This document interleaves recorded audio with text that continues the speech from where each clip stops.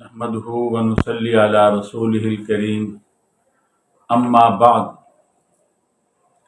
فأعوذ بالله من الشيطان الرجيم بسم الله الرحمن الرحيم مثل ما ينفقون في هذه الحياة الدنيا كمثل ريح فيها صر أصابت حرث قوم ظلموا أنفسهم فأهلكت وما ظلمهم الله ولكن أنفسهم يظلمون يا أيها الذين آمنوا لا تتخذوا بطانة من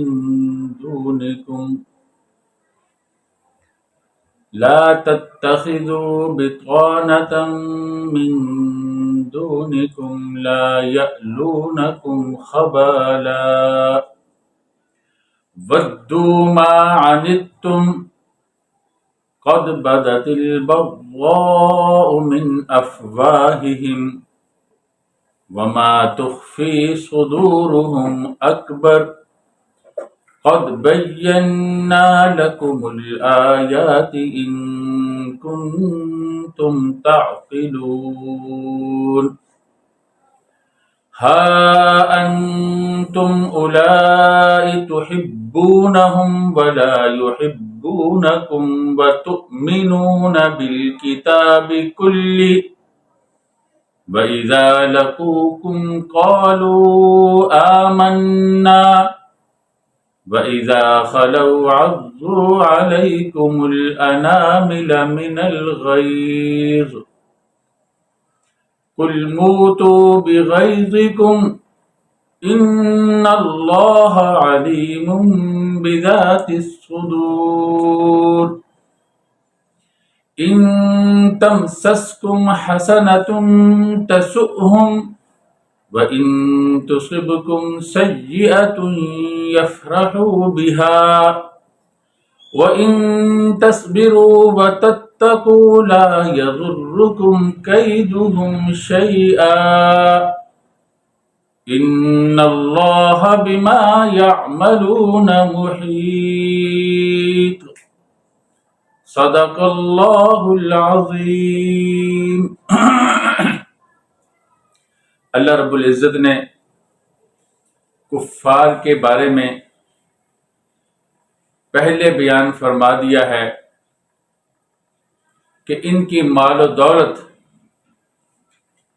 ان کے لیے کوئی فائدے کی چیز نہیں ہے، ان کو فائدہ نہیں دے سکتے۔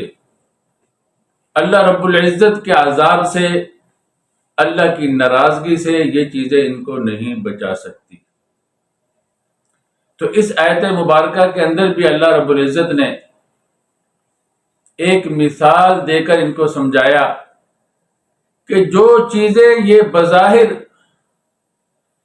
نیکی کے راستے میں بھی خرچ کرتے ہیں، وہ چیزیں بھی ان کے لیے فائدے مند نہیں ہیں، اس لیے کہ ان کا جو کفر ہے وہ کفر ان چیزوں کے اثرات کو، ان چیزوں کے ثمرات کو، ان کی برکات کو ضائع کر دیتا ہے۔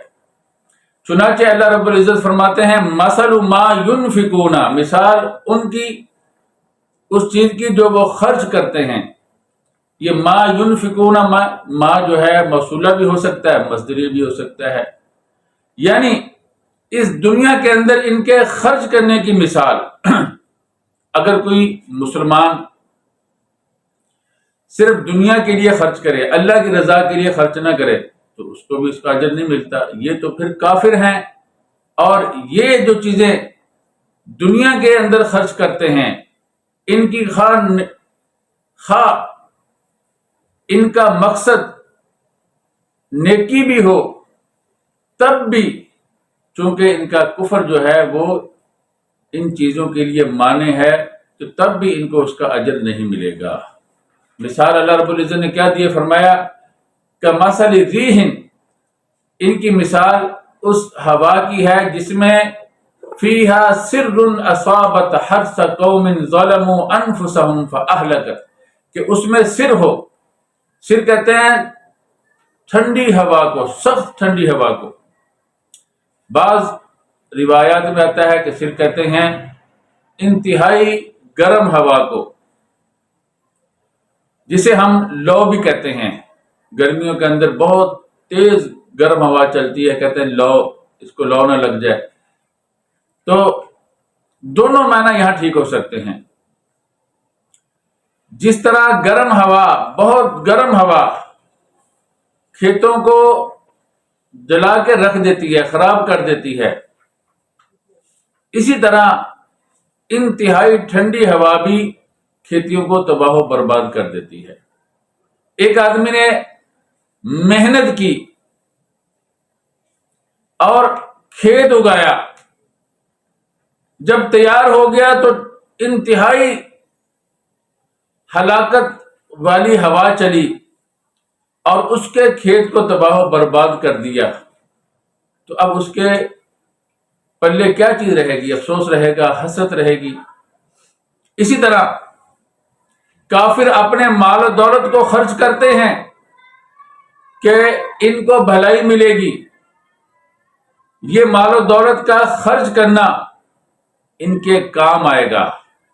چنانچہ یہودی اپنے علماء پہ خرچ کرتے تھے، کافر جو ہے انہوں نے، جیسے ابو سفیان نے غزوہ احد میں بہت مال خرچ کیا، غزوہ بدر میں خرچ کیا، اور اسی طرح مشرکین نبی اکرم صلی اللہ علیہ وسلم کے بغض میں، آپ کو تکلیف دینے میں مال خرچ کرتے تھے، اور بعض ان میں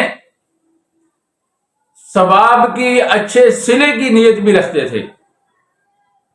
تو اللہ رب العزت نے فرما دیا ان کی مثال ایسے ہے جیسے کھیت تیار ہے، مالک کو اس سے بڑی امیدیں ہیں، جب ہوا چلے گی تیز وہ برباد ہو جائے گا، اس کے پاس کچھ بھی نہیں رہے گا، صرف افسوس اور ناکامی کے، حسرت کے۔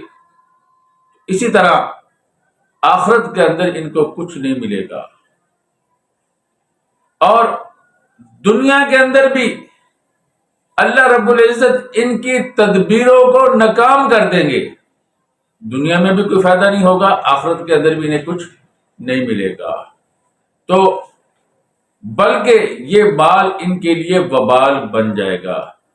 تو مال خرچ کرنا اور اسی طرح دوسرے نیک کام کرنا، مراد سارے کام نیک کام ہیں، وہ تب ہی فائدہ مند ہو سکتے ہیں جب اللہ اور اس کے رسول صلی اللہ علیہ وسلم پر یہ ایمان لے کر آئے۔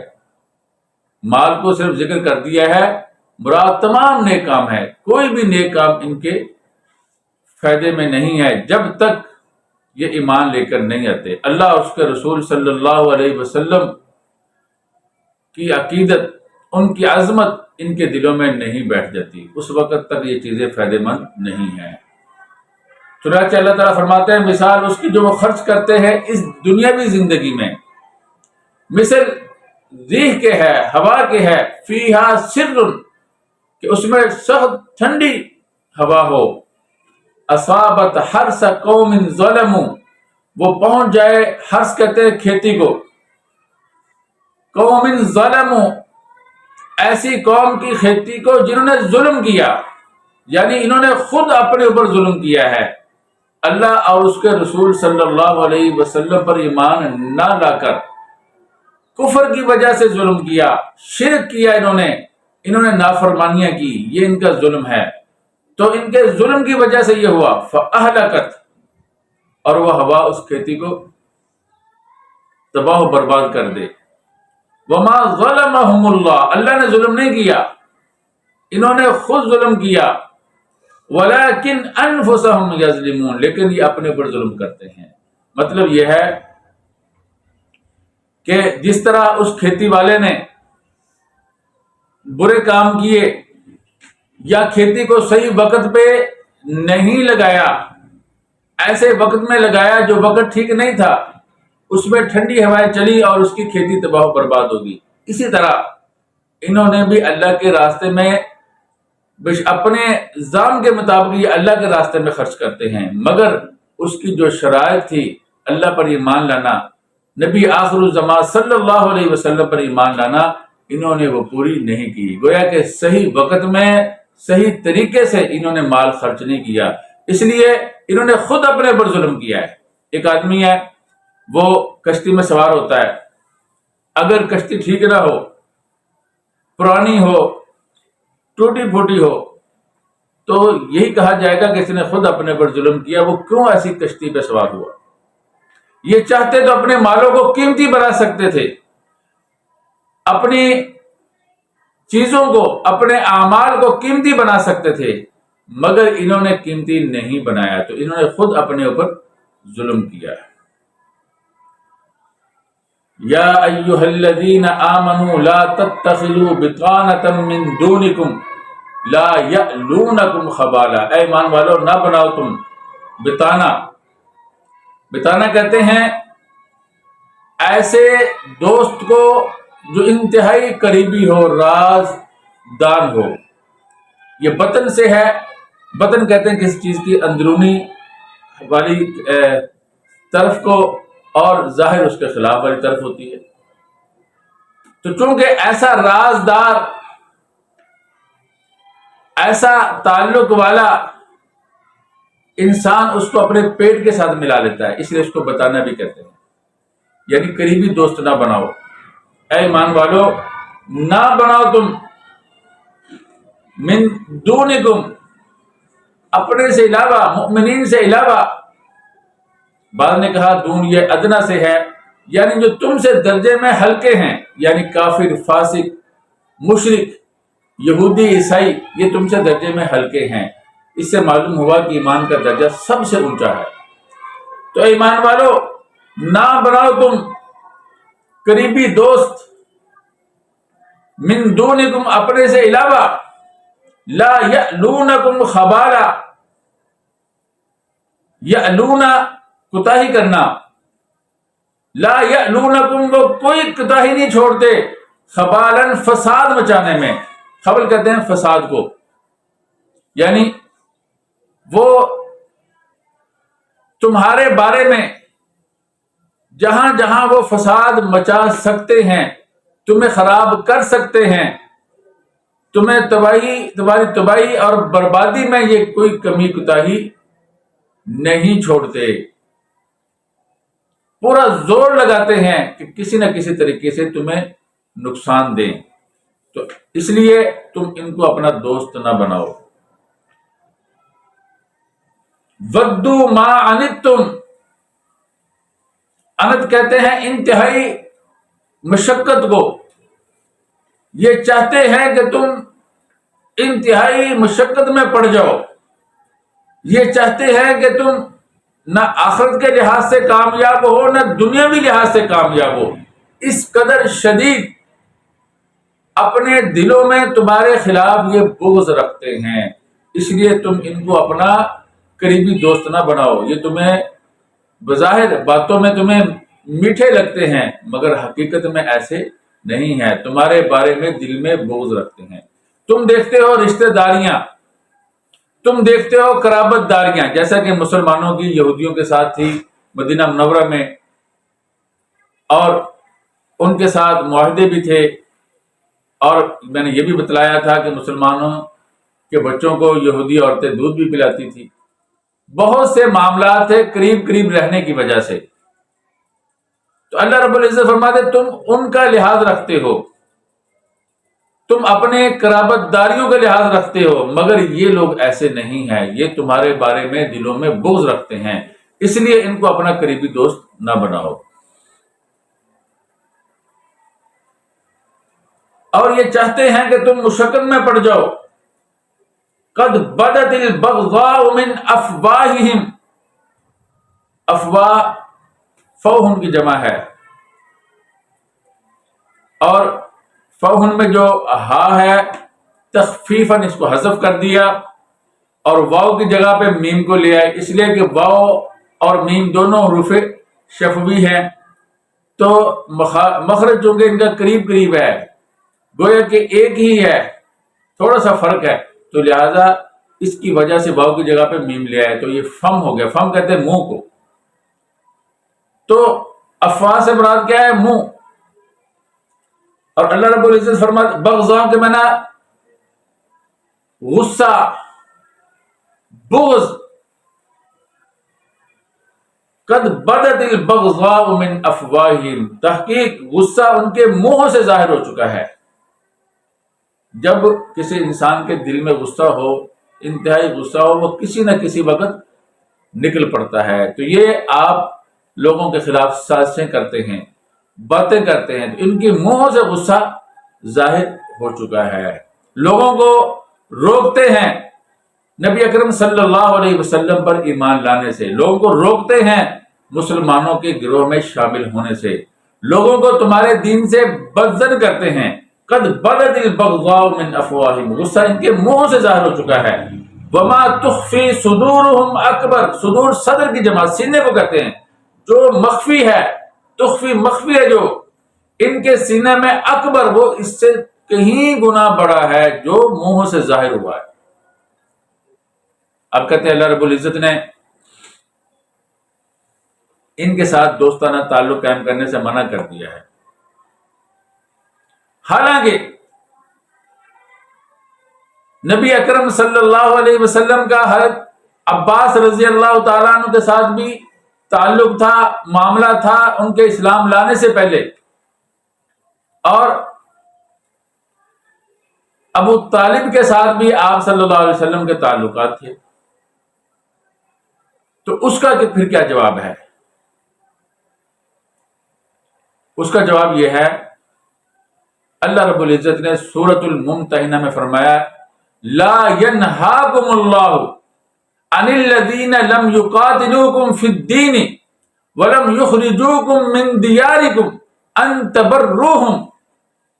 اللہ تعالیٰ ان لوگوں کے ساتھ جو تمہارے ساتھ جھگڑا نہیں کرتے، تمہارے ساتھ دینی طور پر دشمنی نہیں رکھتے، تمہارے ساتھ لڑتے جھگڑتے نہیں ہیں، اللہ رب العزت نے تمہیں ان کے اوپر احسان کرنے سے منع نہیں کیا۔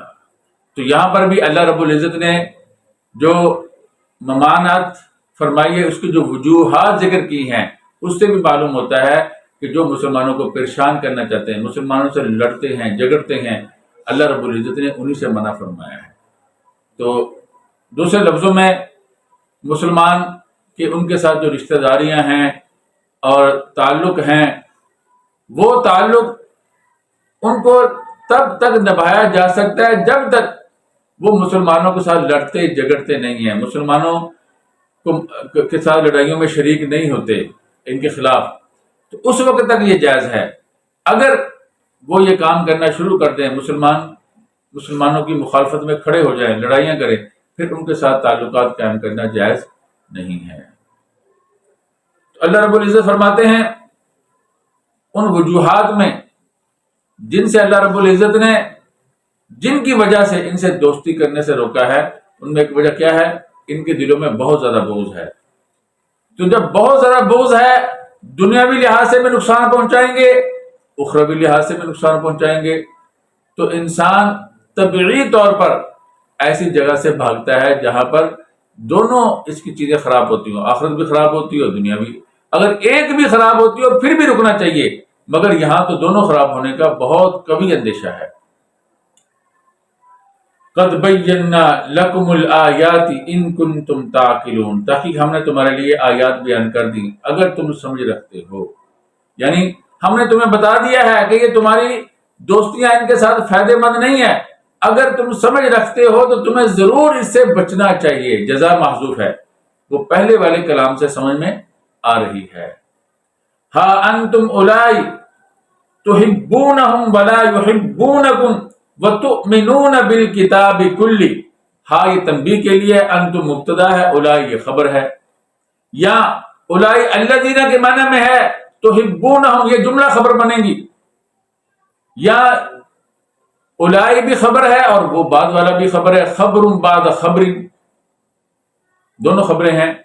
اللہ تعالیٰ فرماتے ہیں کہ تم وہ لوگ ہو کہ تحبونہم، تم ان سے محبت کرتے ہو، اپنی رشتہ داریوں کی وجہ سے، قرابت کی وجہ سے، تعلقات کی وجہ سے، ولا یحبونکم، وہ تم سے محبت نہیں کرتے، وتؤمنون بالکتاب کلی، تم کتاب، یہ اس میں جنس ہے، اس کا واحد اور جمع میں، تثنیہ میں یہ صرف کتاب کا لفظ ہی استعمال کیا جاتا ہے، یعنی اس کی تثنیہ اور جمع نہیں لائی جاتی جب یہ اس میں جنس ہو، مراد تمام کتابیں ہیں۔ وَتُؤْمِنُونَ بِالْكِتَابِ كُلِّ، تم تمام کتابوں پر ایمان لاتے ہو۔ اور میں نے بتایا تھا کہ جب کسی چیز کو ذکر کیا جائے تو ساتھ اس کی ضد بھی ذکر کی جاتی ہے۔ تم ایمان لاتے ہو، آگے جملہ محذوف ہے، وہ ایمان نہیں لاتے تمہاری کتابوں پر، تم تمام کتابوں پہ ایمان لاتے ہو، وہ تمام کتابوں پر ایمان نہیں لاتے، یہ جملہ محذوف ہے، یعنی تم سے یہ محبت بھی نہیں رکھتے دنیاوی لحاظ سے، اور دینی لحاظ سے بھی یہ تمہاری کتاب پر ایمان نہیں لاتے، تم تمام کتابوں پر ایمان لاتے ہو، اس لیے بھی یہ تم سے بغض رکھتے ہیں، تو تمہیں ان سے بچنا بہت ضروری ہے۔ وَلَا يُحِبُّونَكُمْ وَتُؤْمِنُونَ بِالْكِتَابِ كُلِّ، اور وہ تم سے محبت نہیں کرتے اور تم تمام کتابوں پر ایمان لاتے ہو اور وہ نہیں لاتے۔ وَإِذَا لَقُوكُمْ قَالُوا آمَنَّا، جب تم سے ملتے ہیں تو کہتے ہیں ہم ایمان لے آئے۔ وَإِذَا خَلَوْا عَضُّوا عَلَيْكُمُ الْأَنَامِلَ مِنَ الْغَيْظِ، جب تم سے علیحدہ ہوتے ہیں تو غصے کے ساتھ اپنی انگلیاں چبا جاتے ہیں، عض کا معنی کاٹنا، اپنی انگلیوں پر کاٹتے ہیں، اور غیظ کا معنی غصہ، یعنی ان کی حالت یہ ہے تم سے ملتے ہیں تو کہتے ہیں ہم تمہارے ساتھ ہیں، جب تم سے علیحدہ ہوتے ہیں اس قدر بغض اپنے دلوں میں رکھتے ہیں جیسے کوئی آدمی غصے کے اندر اپنی انگلیاں چبا جاتا ہے۔ انگلیاں چبا جانا یہ کنایا ہے انتہائی غصے سے، ضروری نہیں کہ وہ انگلیاں چباتے ہوں، مگر یہ کنایا ہے انتہائی غصے سے کہ انسان غصے میں انگلیاں چبا جاتا ہے، انسان کو پتہ نہیں چلتا۔ تو ان کی یہ حالت ہے کہ یہ تمہارے بارے میں انتہائی بغض رکھتے ہیں، تو منہ سے کچھ کہتے ہیں، جب علیحدہ ہوتے ہیں تو کچھ کہتے ہیں۔ تو یہ لوگ تعلقات ان کے ساتھ بنائے جائیں، ان کو اپنے قریب کیا جائے اور ان کے اوپر اپنے راز کھولے جائیں، یہ لوگ اس قابل نہیں ہیں، بلکہ یہ انتہائی نقصان دہ ہو سکتا ہے اگر تم نے ان کو اپنے قریب کیا۔ قُلْ مُوتُوا بِغَيْظِكُمْ، آپ کہہ دیجئے ان سے کہ تم اپنے غصے میں مر جاؤ۔ آپ کہیں گے اس کا مطلب یہ ہے کہ ان کو غصے میں اسلام کے خلاف غصہ کفر ہے تو ان کو کفر پر قائم رہنے کا کہا جا رہا ہے، نہیں، بلکہ انہیں یہ کہا جا رہا ہے تمہارے غصے کا جو سبب ہے وہ اسلام ہے، اسلام کی شان و شوکت ہے، اسلام کی عزت ہے، اسلام کا پھلنا اور پھیلنا ہے، تو اسلام پھلتا پھولتا رہے گا، پھیلتا رہے گا، تم اپنے غصے میں مر جاؤ، اسلام کو تم نہیں روک سکتے۔ یا مطلب یہ ہے کہ تم مر جاؤ گے، اور یہ ان کے خلاف بد دعا ہے، تمہاری جو مراد ہے، تمہارا جو مقصد ہے وہ پورا نہیں ہو سکے گا۔ تم چاہتے ہو کہ اسلام نہ پھیلے، اسلام پھیل کے رہے گا، اسلام کی رونقیں ظاہر ہو کے رہیں گی، مگر تم سے کچھ نہیں ہو سکے گا، جتنا مرضی غصہ کر لو۔ ان اللہ علیم بذات الصدور، بے شک اللہ جاننے والا ہے ذات الصدور، سینوں کی باتوں کو۔ مؤنث کے لیے ذات آتا ہے اور مذکر کے لیے ذو آتا ہے، تو سینوں کے اندر جو امور ہے اللہ ان کو بھی جانتا ہے۔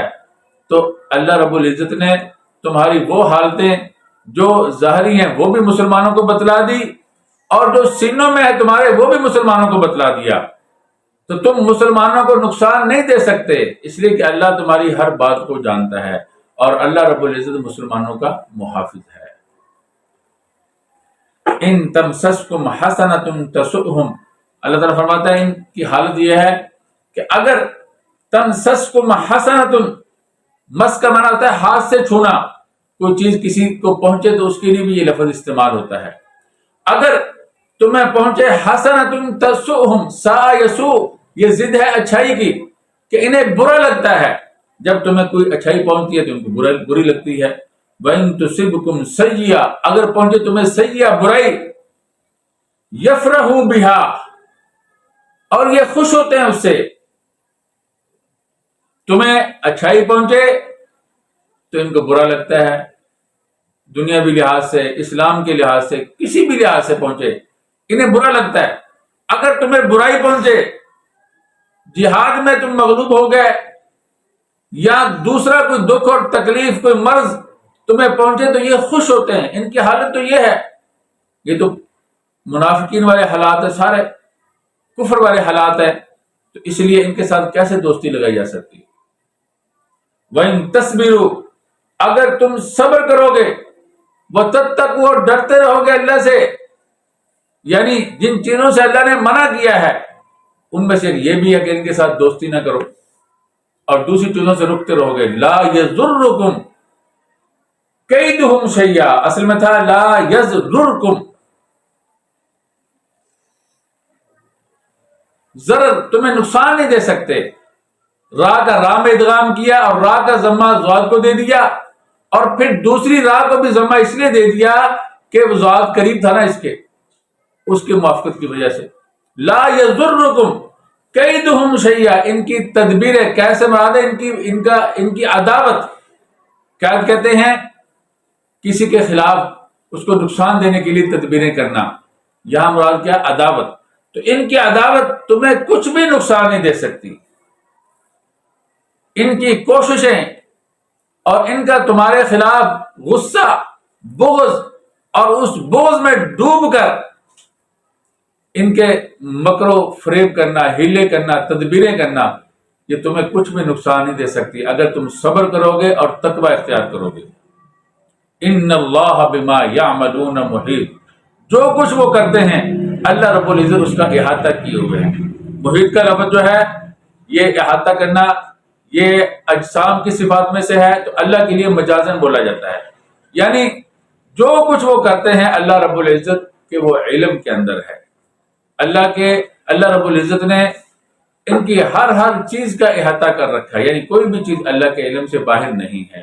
جب اللہ کے علم سے باہر نہیں ہے تو اللہ رب العزت مسلمانوں کو ان کی تدبیروں سے، ان کے مکر و فریب دھوکوں سے، ان کے نقصان دہ اعمال سے اللہ رب العزت مسلمانوں کی حفاظت فرمائیں گے. مسلمانوں کے لیے ضروری ہے کہ وہ اللہ رب العزت کے احکامات کو مضبوطی سے تھام لیں. تو یہ اپنے غصے کے اندر مر جائیں گے مگر مسلمانوں کو نقصان نہیں دے سکیں گے اگر مسلمان صبر اور تقوی کو اختیار کریں. تقوی سے بعد میں نے بتلا دیا ہے کہ جن چیزوں سے اللہ نے روکا ہے ان چیزوں سے بچے، بالخصوص ان کے ساتھ دوستیاں لگانے سے بچیں. آپ نے دیکھ لیا اللہ رب العزت نے ان آیت مبارکہ کے اندر کفار کی جو اندرونی حالات ہیں اللہ رب العزت نے تفصیل سے بیان کر دی. بیان کرنے کے بعد مسلمانوں کو ان سے دوستی سے روک دیا ہے، اور مسلمانوں کے خلاف کس قدر بغض رکھتے ہیں اللہ رب العزت نے ان آیات مبارکہ میں بہت تفصیل کے ساتھ بیان کر دیا ہے. ظاہری طور پر بھی، اور ان کا جو اندرونی حالات ہے اللہ رب العزت نے وہ بھی بیان کر دی ہے. اس لیے اپنے دینی معاملات میں بالخصوص ان لوگوں سے ایسی معاملت نہیں لینی چاہیے جس کے ذریعے سے یہ نقصان دے سکیں. جیسا کہ منقول ہے ایک عیسائی بہت اچھا لکھنے والا تھا، حافظہ بھی بہت اچھا تھا. کسی نے حضرت فاروق اعظم رضی اللہ تعالیٰ عنہ سے کہا کہ آپ اس کو لکھنے کے کام میں لگا دے. آپ نے فرمایا تو پھر تو ہم نے اس کو اپنا بتانا بنا لیا، اللہ رب العزت نے اس سے منع کیا ہے. ایسے کاموں کے اندر جیسے مسلمانوں کے اہم عہدے ہیں ان کے اندر، چونکہ یہ مسلمانوں کے بارے میں دل میں بہت زیادہ بغض رکھتے ہیں، جب آپ بڑے بڑے عہدے ان کو دیں گے یا ایسی جگہوں پہ ان کو بٹھائیں گے جہاں پر یہ آپ کو نقصان دے سکتے ہیں تو یہ نقصان دینے سے دریغ نہیں کریں گے. اس لیے خاص طور پر ان چیزوں کا لحاظ رکھنا چاہیے۔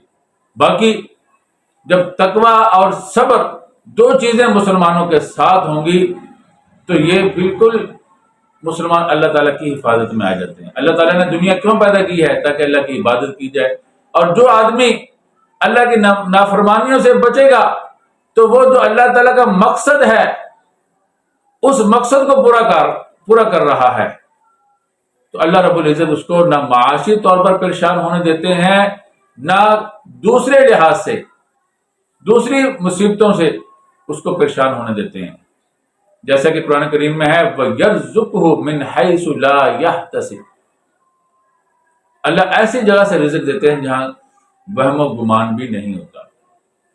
ایک دفعہ حضرت عبداللہ بن عباس رضی اللہ تعالیٰ عنہ فرماتے ہیں میں رسول اللہ صلی اللہ علیہ وسلم کے ساتھ تھا، آپ صلی اللہ علیہ وسلم نے فرمایا میں چند باتیں آپ کو سکھاتا ہوں جو آپ کے لیے بہت فائدہ مند ہوں گی۔ نمبر 1 فرمایا احفظ اللہ یحفظ کا، اللہ تعالیٰ کے احکامات کا خیال کرنا، اللہ تمہاری حفاظت کرے گا۔ احفظ اللہ، اللہ رب العزت کا خیال کرنا، تجدہ تجاہک، تو اللہ رب العزت کو اپنے سامنے پائے گا۔ اور فرمایا فَإِذَا سَأَلْتَ فَاسْأَلِ اللَّهَ، جب تم کچھ مانگنا چاہو تو اللہ سے مانگو۔ وَإِذَا اسْتَعَنْتَ فَاسْتَعِنْ بِاللَّهِ، جب مدد مانگو تو اللہ سے مدد مانگو۔ وَاعْلَمْ أَنَّ الْأُمَّةَ لَوِ اجْتَمَعَتْ عَلَىٰ أَن يَنْفَعُوكَ بِشَيْءٍ لَمْ يَنْفَعُوكَ بِشَيْءٍ إِلَّا قَدْ كَتَبَهُ اللَّهُ تَعَالَىٰ لَكَ، اور جان لو اگر ساری امت اکٹھی ہو جائے کہ تمہیں کوئی نفع دینا چاہے نہیں نفع دے سکتی مگر وہی جو اللہ نے تمہارے لیے لکھ دیا۔ اور وَلَوِ اجْتَمَعَتْ عَلَىٰ أَن يَضُرُّوكَ بِشَيْءٍ لَمْ يَضُرُّوكَ بِشَيْءٍ إِلَّا قَدْ كَتَبَهُ اللَّهُ تَعَالَىٰ عَلَيْكَ، اگر یہ سارے جمع ہو جائے تمہیں نقصان دینا چاہیں تو نہیں نقصان دے سکتے مگر وہی جو اللہ نے تمہارے لیے لکھ دیا۔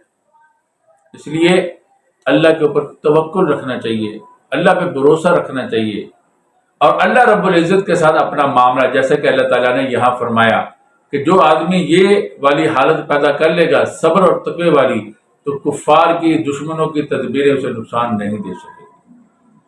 اور ایک حدیث میں آتا ہے اللہ رب العزت فرماتے ہیں اگر یہ لوگ میری اطاعت کریں تو میں رات کو بارش کروں، دن کو سورج نکالوں، اور رات کو بارش اس لیے کروں تاکہ ان کے کام خراب نہ ہوں، دن کو سورج نکالوں تاکہ اپنے کاروبار کر سکے، اور فرمایا انہیں بادلوں کی گرج کی آواز بھی نہ سناؤ۔ معاملے میں سستی ہمارے طرف سے ہوتی ہے، پھر حالات ایسے بنتے ہیں۔ ایک حدیث میں آتا ہے مسلمانوں کے تمام معاملات بہتر ہیں اور کسی کا ایسا نہیں ہے۔ اگر مسلمان کو کوئی اچھائی پہنچتی ہے تو اللہ کا شکر کرتا ہے، اس پر بھی اس کو اجر ملتا ہے۔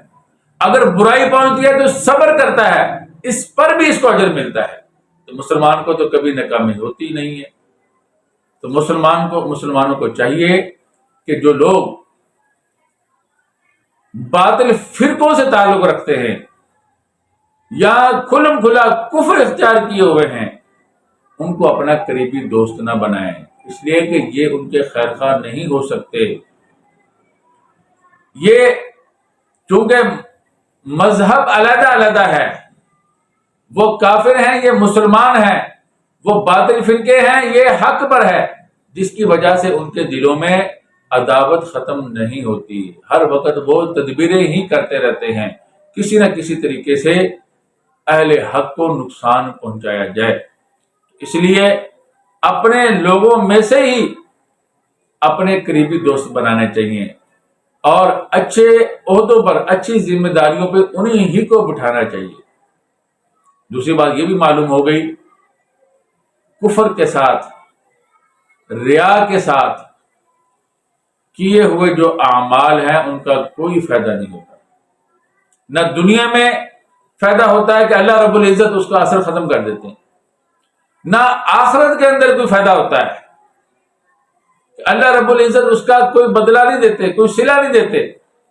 آپ کہیں گے دنیا میں کچھ نہ کچھ فائدہ نظر آتا ہے، مگر اس کی جو بدنامی ہوتی ہے جب اللہ اس کا اثر ختم کرتے ہیں، اور اس کی جو انسان کا جو کی غرض ہوتی ہے، مقصد ہوتا ہے، اللہ رب العزت ان اسباب سے اس کا اثر اٹھا لیتے ہیں، تو لہذا اس سے ان کو فائدہ نہیں ہوتا. اس لیے اللہ رب العزت نے ان آیات مبارکہ کے اندر دونوں باتوں کو وضاحت کے ساتھ بیان فرما دیا. اگر اللہ رب العزت کے دین کو مضبوطی سے تھامو گے تو کوئی نقصان نہیں دے سکتا، اللہ تمہارے ساتھ ہے. اور کافروں کے ساتھ دوستیاں تعلقات پیدا نہ کرو، یہ تمہارے لیے نقصان دہ ہے، اس لیے کہ یہ اللہ کے دشمن ہے. جب اللہ کے دشمن ہے تو تم اللہ کے دوست ہو، جب تم اللہ کے دوست ہو تو اللہ کے دشمنوں کو اپنا دوست کیسے بنا سکتے؟ عقلی طور پر بھی یہ بات سمجھ میں آتی ہے. اور اللہ رب العزت نے ان کے اندرونی حالات کو بھی بیان کر دیا ہے. اور اسی طرح تیسرا مسئلہ کہ ایمان جو ہے وہ ہر چیز کی بھلائی کے لیے مقدم ہے. ایمان ہوگا تو ہر چیز سے خیر ہوگی، بھلائی ہوگی. اگر ایمان نہیں ہے تو کہیں سے کوئی خیر نہیں مل سکتی. ایمان کے ساتھ تمام خیریں جو ہیں وہ مشروط ہیں. ایمان ہوگا تو ہر چیز فائدہ دے گی، ایمان نہیں ہے تو کوئی چیز بھی فائدہ نہیں دے گی. دعا کیجیے اللہ رب العزت جو کچھ کہا سنا گیا ہے اس پر عمل کرنے کی توفیق عطا فرمائے. ہم سب کو کامل ایمان عطا فرمائے. اللہ رب العزت ہمیں اپنے ساتھ تقرب والی نعمت ہمیں عطا فرمائے، اور مسلمانوں کو آپس میں بھائی چارہ ہمدردی کے ساتھ رہنے کی توفیق عطا فرمائے. وآخر دعوانا الحمدللہ رب العالمین.